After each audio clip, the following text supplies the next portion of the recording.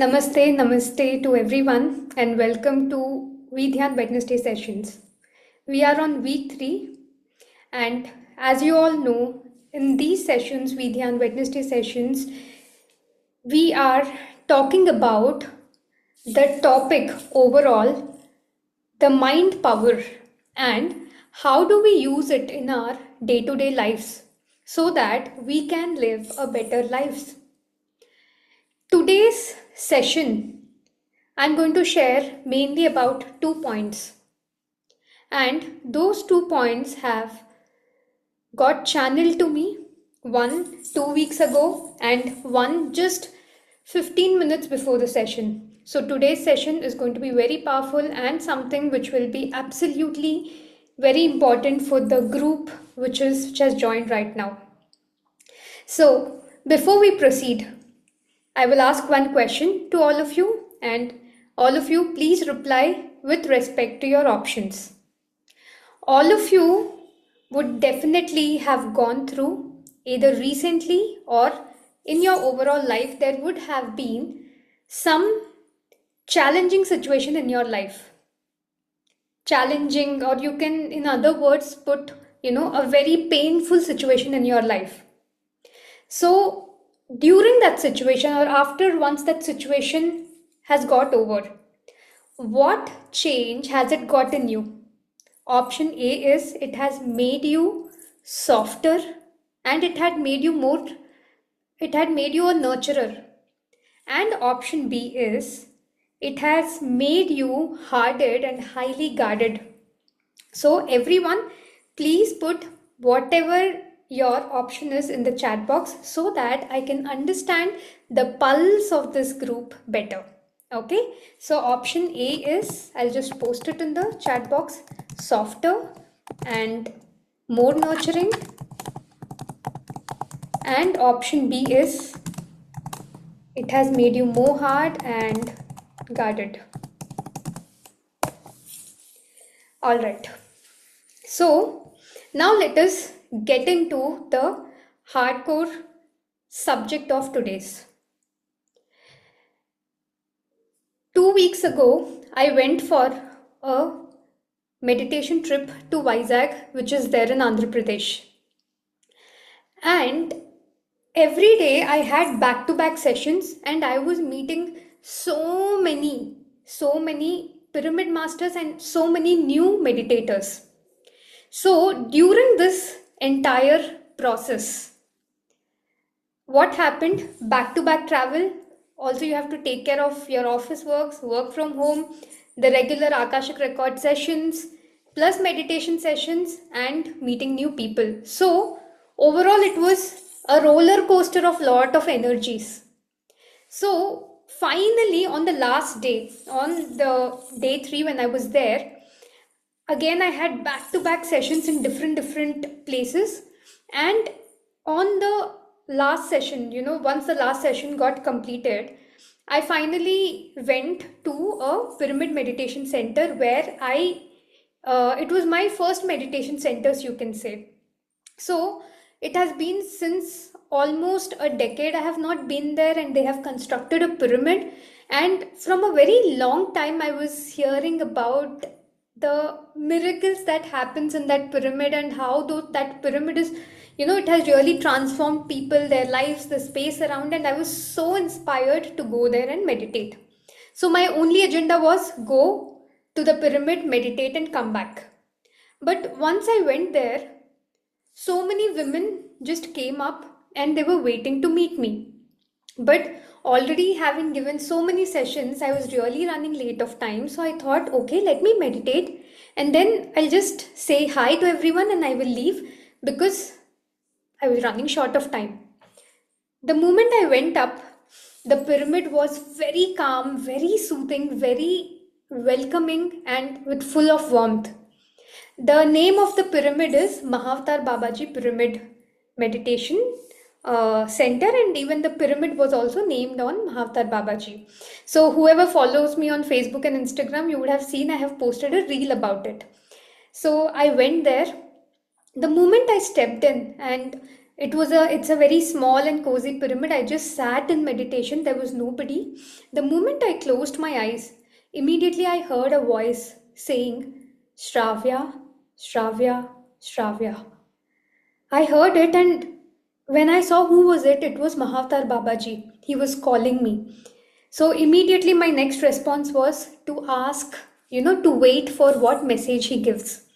And after 2 minutes has passed, he gave me a message which said, increase your compassion. Increase your compassion.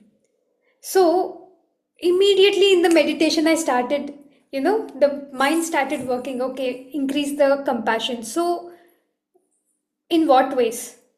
From that day till almost till 2 days ago, with every master I met, with every person I met, I started asking their definition of compassion so that I can hear a same concept in multi-dimensional ways. So, what does it means? Compassion is already there, but it has to be increased more. The degree or the intensity of compassion has to be increased more. Immediately after the message, I came down. My first reaction was I'll meditate, I'll just say hi and bye to the people and I'll go. But after that message came, I decided that I have to go, I have to meet all the women, all the masters there, listen to them, guide them, and only then step out of that place. Why? When a master of compassion will definitely give his time to everybody and he will not first think about himself.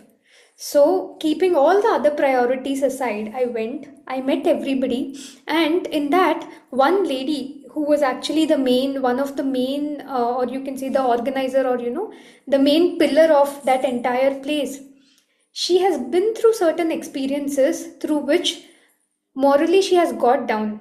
Although she is a great master, a great meditator, one of the senior pyramid masters there, but still, after certain incidents has happened in her life, she has got down. Certain confusions got created. But when I sat with her, almost 1 hour, I was counseling her, I was showing her the right direction. After 1 hour, she was so grateful and she was so happy. She was telling almost from past 8 months she is suffering with that few confusions that she had, and that entire energy was getting drained. And after that 1 hour of satsang, 1 hour of that experience sharing, she really stood strong. Then I understood, when we have a higher degree of compassion, more can we help people and more can we connect with people. Otherwise, maybe I would have missed the opportunity to guide somebody, right? So it is just not about others, but it is also about ourselves. When we have a lot of compassion in us, that compassion actually helps us to achieve or help others. When we help others, we help ourselves. When the other person grows, we actually grow, because you and me are not separate, we are the same. From that day onwards, first thing which I started giving to everybody is my time. So that message really helped me a lot. And then I started understanding about compassion from various means, different people. Because every message just doesn't hold one single dimension, but it holds multi dimensions. So today's question was about, after one incident or any very deep incident has happened in your life, any painful incident has happened in your life, how did you transform? If you would ask me what is my answer, few days before my answer was option B, hard and guarded. Because once certain incidents happen, you tend to become, naturally a hard person and also a little guarded person, because you don't want those lessons to repeat. But recently, after hearing the real meaning of compassion, my perspective towards seeing life has very naturally changed. And today I'm going to share the same understanding with all of you. The biggest teacher in anybody's life is pain. There is no bigger teacher than that. And I hope all of you agrees with that answer. Yes, the pleasurable moments in your life definitely gives you joy. But whenever you turn back in your life and when you think the moments when you have learnt a lot, there will always be an incident behind it which would have been very painful. So, there is a proverb, no pain, no gain, right? It absolutely fits right even in the spiritual context. More pain, more gain, or gain can be just replaced by the word growth. More pain, more growth. Less pain, less growth. Without pain, we wouldn't have even seen anything or we wouldn't even understand things. So, pain, what does it do? It breaks the ego, the walls of the ego, and it makes us more humble. Without pain, we would give bhashan, gyan to everybody, but with one experience, we will understand that okay, life is not in our control, right? When heart breaks, or when a person sees a failure, or when we see a loss, what happens? Something cracks inside us, right? And when that crack happens inside us, in that crack, the light passes. That is when we start looking inwards. There are so many people who have come into meditation after seeing rigorous loss in their life, or so much of pain in their life, or heartbreak in their life, or illness in their life. We would have seen so many people during COVID. They have spoken that before our life was, full of eating healthy, gymming always, taking care of our health, eating organic food. But one slap that COVID gave to everybody, then everybody started thinking, oh, really, what is my immunity? Even after following all these things, why did I get COVID? Right? Okay, I can also die. So, what did it do? Actually, the time was hard, painful for so many people. Yet, during and after COVID, so many people started doing meditation. The hard work that PSSM was doing from so many years, it reaped just with one wave of COVID. Why? High pain. Hence, high gain, high growth. So, pain teaches us so many lessons. So, whenever there is a painful situation is equal to growth. Remember it. If you are going through any pain in your life, remember there is huge growth which is absolutely associated with it. Because our pain becomes a bridge. Bridge to what? Bridge to growth. Bridge even to others. Pain gives us emotional vocabulary. How? We begin to feel others' wounds because we have already walked those dark routes ourselves. Today, I almost took from morning till almost evening 6 p.m. I was taking back to back Akashic record sessions, one-on-one sessions with women. And today, all the case studies which I was getting was every woman was in deep pain.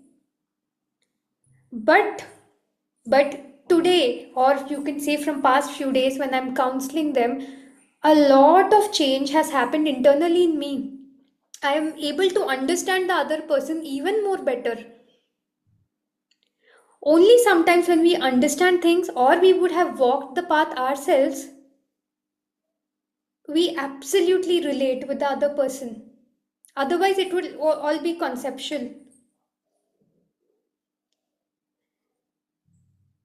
For example, one thing I would tell today one lady came. She was suffering because she had cancer. She came through some reference. She had no clue about vegetarianism, about meditation, nothing. She just came so that she with a hope that she will find some guidance. When I saw how can I help her, I only got one message to convey her. In this lifetime, at least now, if she chooses vegetarianism and meditation, there is a great possibility that she will make her this lifetime as last lifetime because she's already in a payback mode. But in case if she doesn't choose, she has to go through three more lifetimes because of the karmic baggage that she's carrying. The exact words, whatever came, I delivered to her.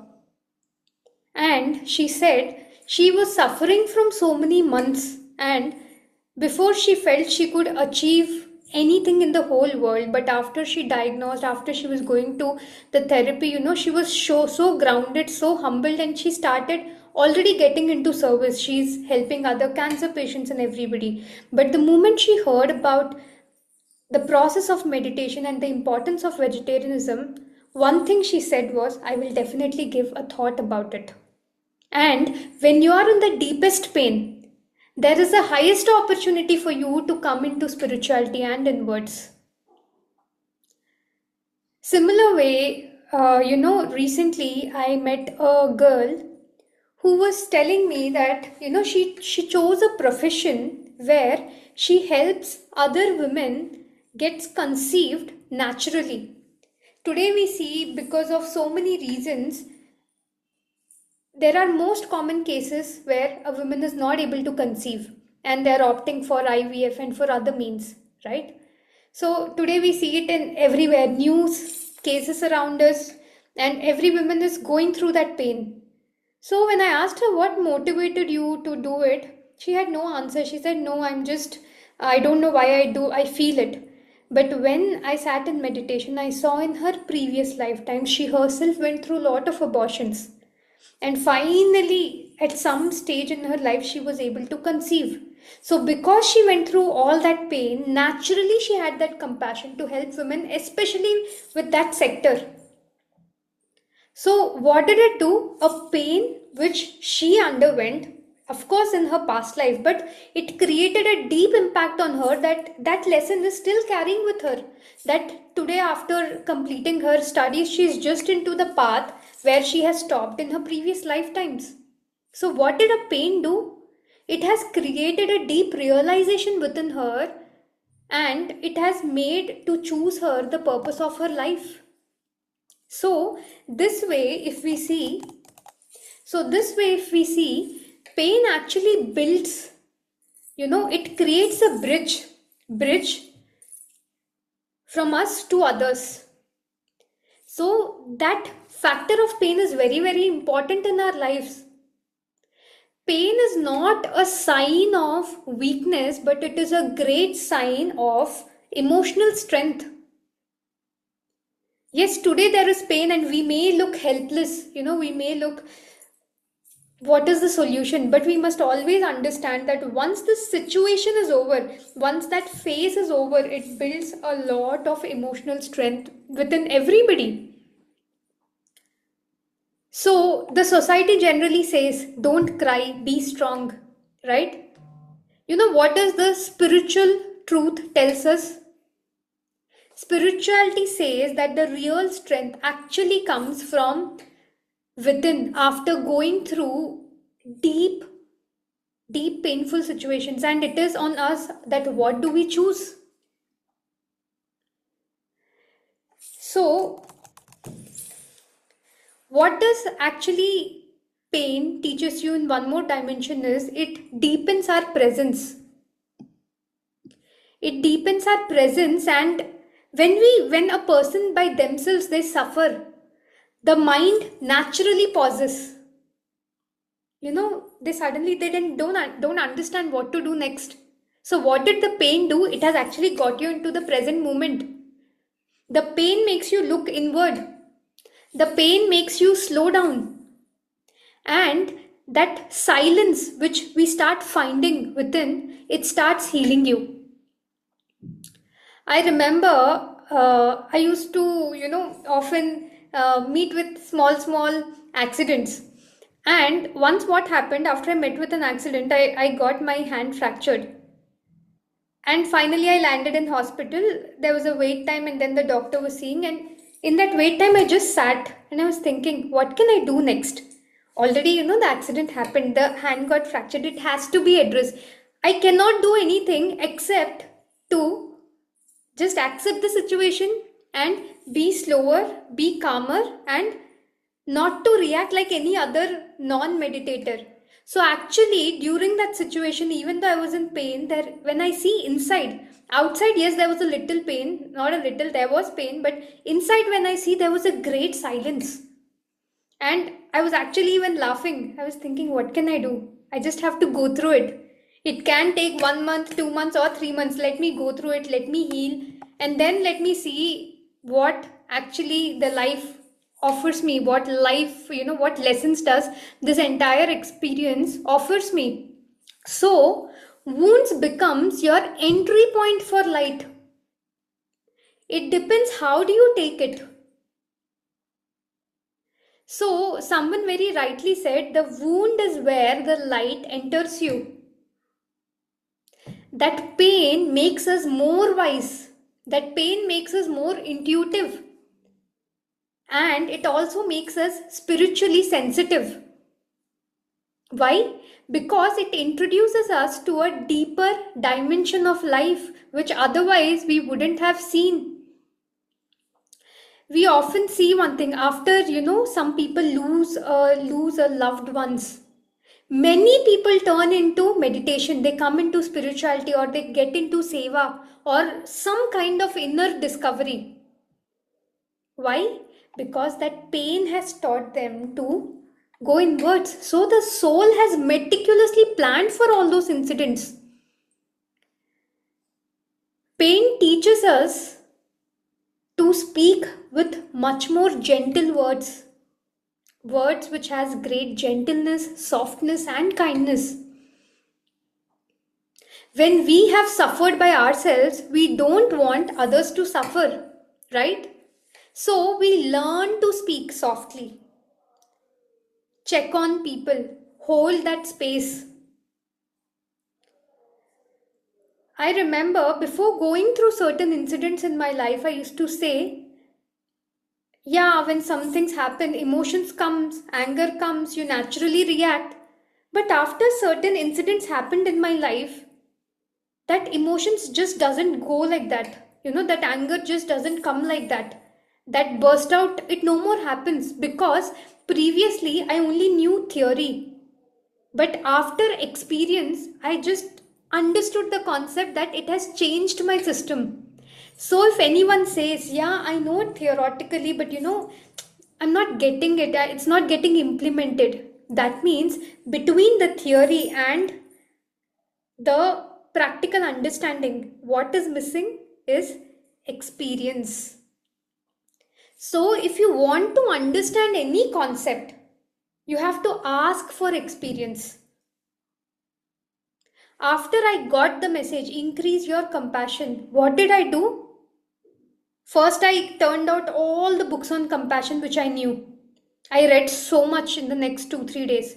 Then I waited, and I've started speaking to people, who are experts in the field of compassion, who has got great hearts, their definition, their journey.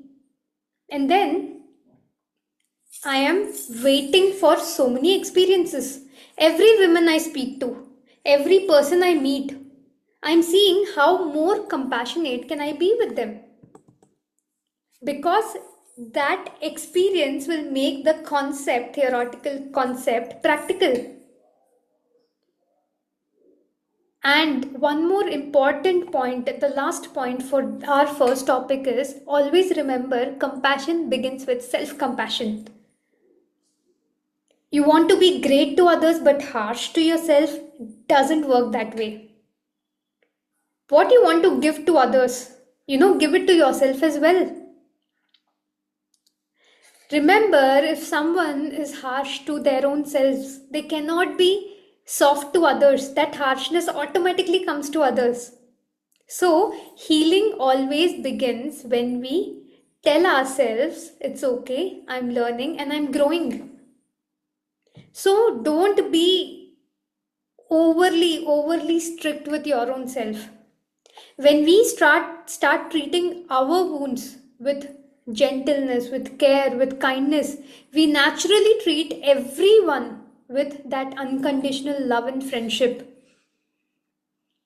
A woman who used to or who blames herself for every mistake, and later if she understands the concept of self forgiveness, she will see that the world around her is also changing. If you blame yourself, you will see the same habit of blaming others, but once you forgive yourself, you will not even see that mistake in others. So what should we finally learn from the point of pain is the pain is something which will actually awaken your inner. So, necessarily after a situation has happened, whatever measures you want to take, you can take so that similar kind of incidents do not return. That would be an upgradation, but that should not make you harder. Remember, a sponge can absorb the entire water, not a hardcore rock. How many eons does it take for a rock to melt? A lot, right? But when you see any soft ingredient like sponge, it will just absorb water. So we have to be as soft as water. Sorry, as soft as sponge, so that we can just absorb the cosmic showers. Yes, necessary steps wherever needed has to be taken, but that does not mean we become hard. If we are hard, later on at some point of time we ourselves have to break that hardness. So there is no point becoming hard or harder, because I know what many of you feel, because I have been through the same path where an incident had happened and would have become hard, but never become hard. Learn the lessons, forgive yourself, forgive others, move on. Move on to the next chapter with a more awakened inner and with an expanded heart. So this was my major learning in the last 2 weeks, which I have got. Why did I explain this topic in such a detailed way? So that this concept gets more and more absorbed in me and I become more and more compassionate, because teaching is always the best way of learning. Now coming to the second topic, which just got channeled before 15 minutes we start the session. And the topic is about yoga. So which yoga am I talking about? Not always Dhyana yoga. Dhyana yoga, yes, we always do. In fact, because of Dhyana yoga, we all are together. So the meaning of yoga is to be with, right? So now I'm talking about the concept of Nada yoga. Nada yoga means to be with music, to be with sound. Why? We have got 2 years, right? If you all carefully observe, in a day, we listen to so many things. Few things very consciously and many things unconsciously. Right? What all things do we have to hear every day? So many things. If we go and if we list out what exactly do we hear, it is the noise pollution, it is the traffic horns, it is crying of somebody fighting, somebody just having lot of arguments, somebody shouting. Somewhere somebody is shouting, but the ears are listening it. So, where is it all going? Whatever you hear, whatever you see, whatever you eat, whatever you sense through your sense organs, the soul is absorbing. But soul absorbs only what is needed. All the unwanted things it leaves and the mind takes it. So finally, all things you have heard outside, it would be recorded in the mind. In the bin of the mind, it would have got stored. Our thoughts, our emotions, it is a byproduct of it. When you sit in meditation, has anybody got this experience that you hear to some random voices and then you figure out, what is this? I've never heard it. Who is this talking? When we were unconscious, sometimes sleeping in bus, cab, and someone was talking around. Some web series we were seeing and we slept. After 3-4 hours, we woke up and it's still going on. Where did it all go? The mind has, absorbed it. Although we consciously don't remember, but everything got absorbed. And later, when we sit in meditation again, all those things are released and we think, from where are all these thoughts coming? So, the mind gets polluted a lot by taking inputs from this ear. We are not living in Himalayas or forests where we only listen to beautiful things. We are living in a city which has got multiple things, multiple sounds, right?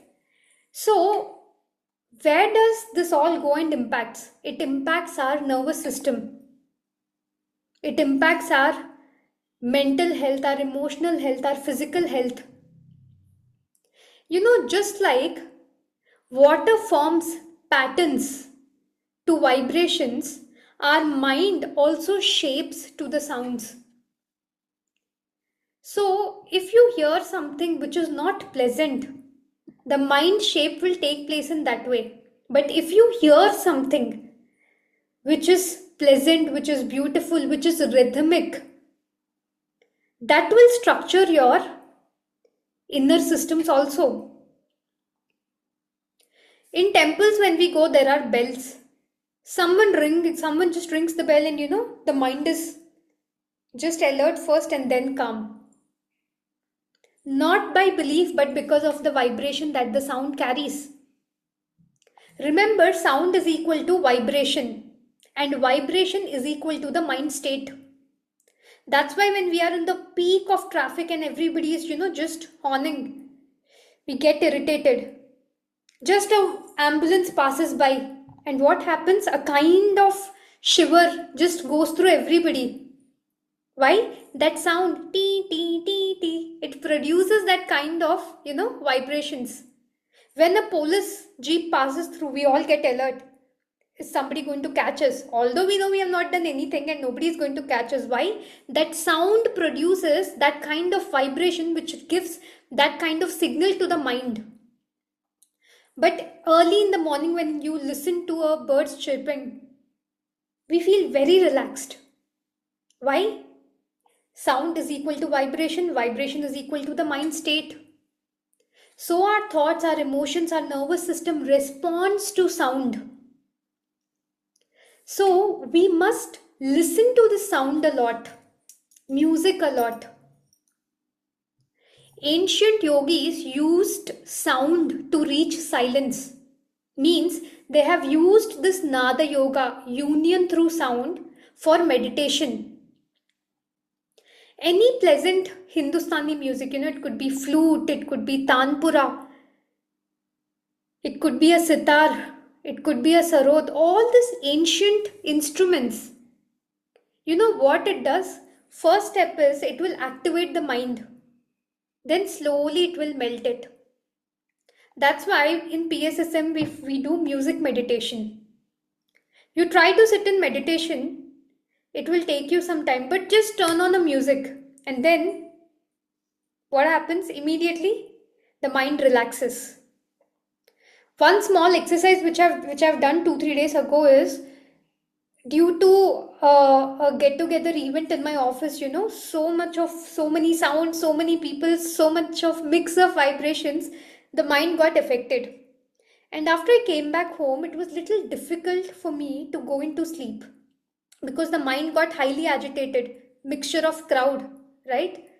So, first, for some time, I did meditation, but still, I was not able to go to sleep. Then I just woke up, I was thinking, I want to sleep because I was very tired. So, seeing what to do, and immediately I got an idea I have to play some music. I just turned on the speaker, played music, really kept it in a good tone, and I slept. And the sleep was very deep. Why? Because the mind before was vibrating in a lower frequency, a mixed frequency which was attracted by everybody else. But once I turned on the music, the frequency became higher because that music holds a higher frequency and the mind immediately shifted its vibration. When mind shifted its vibration, naturally the sleep started coming. So, what does music do? Music regulates our breath and also our heartbeat and hence our inner systems. Just see, you would have just observed any time you keep a slow music, your breath also changes, it slows down. And the mind naturally wants to relax or sit in meditation. At the same time, just keep a fast beat music. You'll see your hand is just bang, it's just tapping, your leg is tapping, and you feel like dancing. Why? Because sound is equal to vibration, vibration is equal to your mind's pattern. So your body doesn't control your mind, the mind controls the body. This is another example. So that's why when we hear music, because music carries certain frequencies, it has the ability to quickly change the vibration of the mind. For that matter,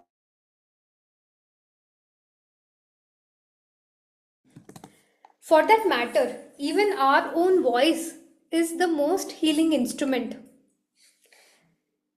The best example is when a child is crying, what does the mother do? Instantly she starts singing, right? And what does that do? It will calm the child. When we hum, that humming vibrates our skull bones. And that brings instant calmness in us. That's why you will see so many people when they're relaxed, they start singing. Because that creates some kind of vibrations inside us. So after we hear music or a sound, what happens? The silence feels deeper. So sound is the doorway, and what is the destination? It will lead us to silence. Which silence? Inner silence. Just remember, if you had any past experiences, the moment you go to temple, the bell rings. First, big sound, and after that, great silence. Right? So every time music is followed by silence, sound is followed by silence. That's why we highly use and we highly recommend sounds and musics. So this also reminds me that in this month, from just a minute, I will tell you the exact dates.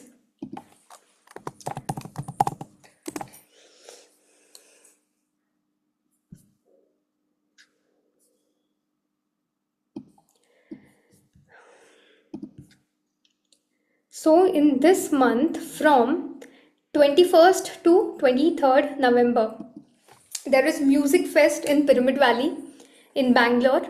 So people who have not attended it, please be a part of it, because they're going to be almost around, I guess, 50 concerts and so many musicians, so many sound therapists, they're going to come there, they're going to perform. And why are they doing all these things? Because through music, through sound, a lot of healing and transformation happens to the people. Because Patriji knew this fact, that's why he has started this called as the Music Fest, where music and meditation gets combined. So it is a 2 days event. Everybody, please, whoever can, please go and attend. Go to Pyramid Valley. It is absolutely free. You can go and attend it, and 2 days just listen, hear out to all the musics and meditate, and that would bring a lot of transformation. So that is also one more announcement, and it is going to be in the weekend. So everyone, please plan for it, please attend it, and you will see great transformations in you. All right, masters, that brings us to the end of the session. So I guess this group doesn't have any questions, but if you do have, you can post it in the chat box. And also, as I have posted in the group, anyone who's struck in life and if who needs clarity, you can just come and enroll for the Akashic Record sessions. And also the next year in February from 11th to 17th, that is during the time of Shivratri, WEDhyan is organizing a trip, this time to Bhutan, based purely on the message that I've got.